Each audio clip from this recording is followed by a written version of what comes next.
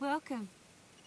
I thought it might be time to do a reading for you. It's been a while and I just feel like it. I've just been shooting some material for my spellcrafting and casting course, which is online through Creative Witchery.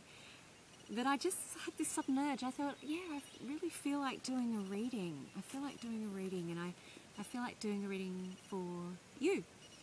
So obviously it's for a lot of people, and it's going to be a reading that's kind of a general take on how the next 3 months are going to go. So let's call them lunar cycles. So I'm going to just shuffle my cards. I'm using the Dragonfae deck. Just got a real connection with them today. I'm using the first edition of the deck for no particular reason. I love both, but this is my tried and true, and yeah, one that I have one of the oldest connections with. And I love its kind of mossy, deep, almost wild kind of energy. Very disciplined. Don't mistake me when I say wild for thinking I'm talking about chaotic. But it has something very ancient about it, this deck. So I'm going to just shuffle, focus, and ask for the Dragonfae to join us now.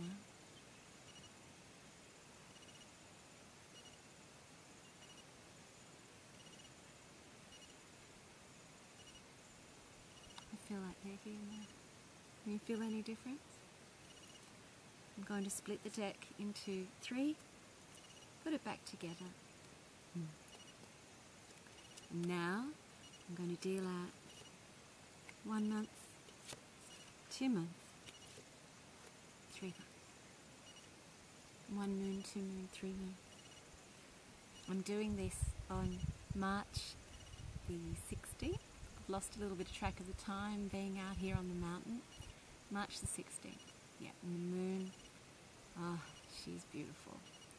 She's so full and swollen and ready to give life right now. Feels like a cosmic blessing every time I go outside at night right now. I went out the other night and just danced under the stars because it was so beautiful. That's what life's really about. For the next month we have Bridget, who to me is an extremely powerful goddess. And of course she has that saint aspect, but she's one of the Dragonfae as well because she's one of the ancient ones. She's part of that ancient dragon line of the British Isles and ancient Ireland. There's a really strong dragon energy in those places, which if ever you get the chance to visit, I'm sure you'll feel.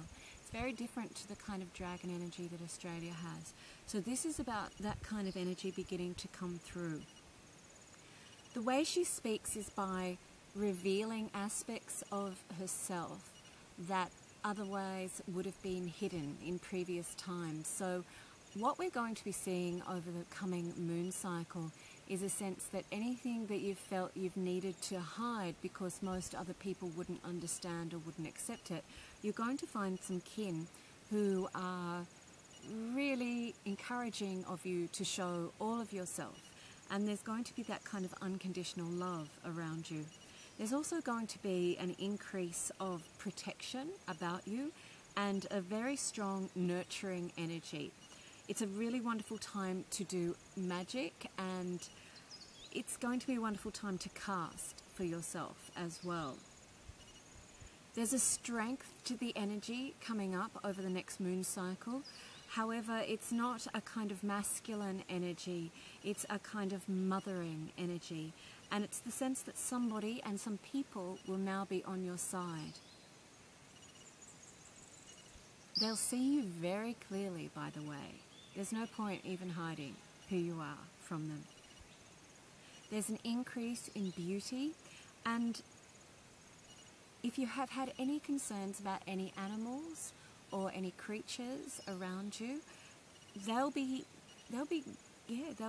heal, they'll become well.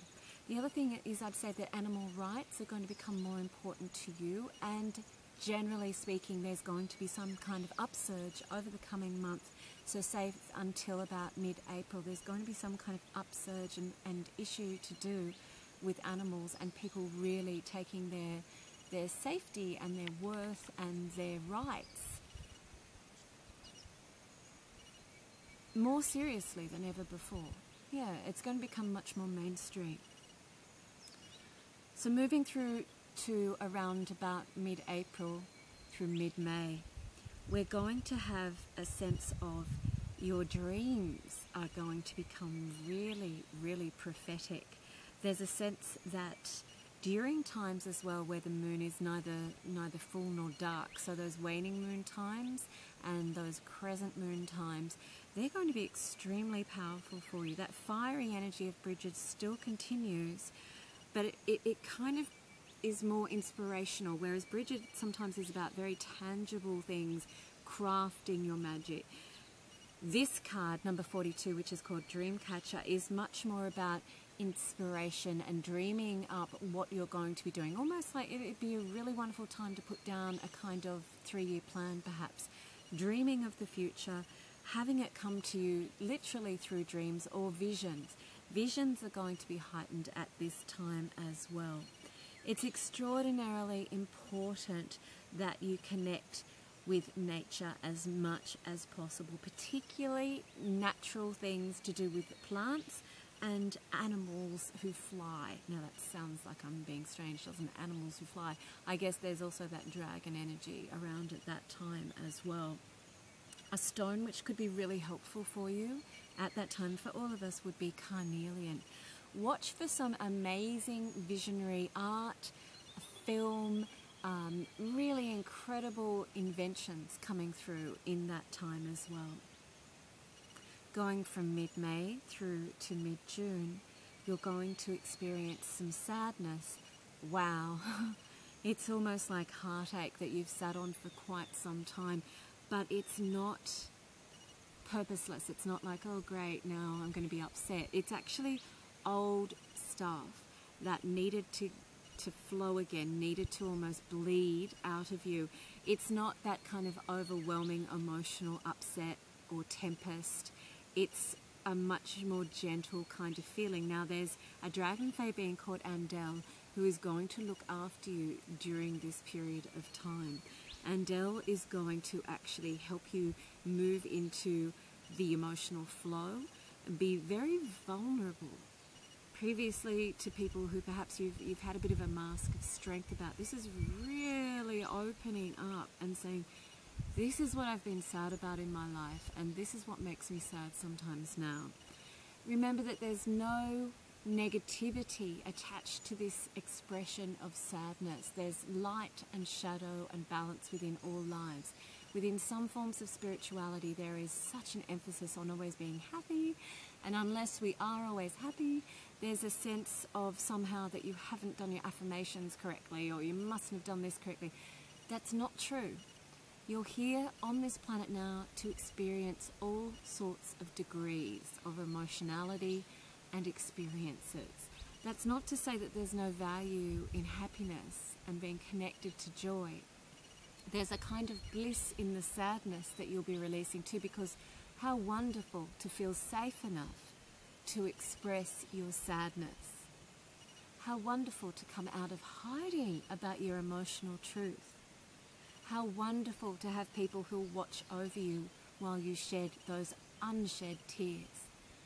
And how relieved and soothed and healed you'll feel after that. I'm speaking on a personal level at the moment, but there will be a kind of flow of emotions culturally as well. We're coming into a time where we begin to respect sadness, where we understand that grieving with people and mourning something innocent with others has value. Doesn't make you less than. So over the coming months, you'll experience camaraderie, friendship, nurturing, bright inspiration and creativity. followed by strong inspiration for the future, dreams that are prophetic, and a sense of energy, by the way, moving through your hands very strongly. For those of you who are healers or who work with your hands in healing, boy, that's going to be a powerful time. And thirdly, your sadness can be released and released safely. It's going to be a beautiful time. We're coming to a time when authenticity, honesty is so valued. I want to thank the Dragonfae now with their mossy, ancient, dark and bright energy. And I want to thank you for listening, and I hope you can take something away from this. Be well, take good care of yourself, and know that your energy can always be shifted and changed through magic and your interaction with it. Blessed be, my friends. I'll speak again to you soon.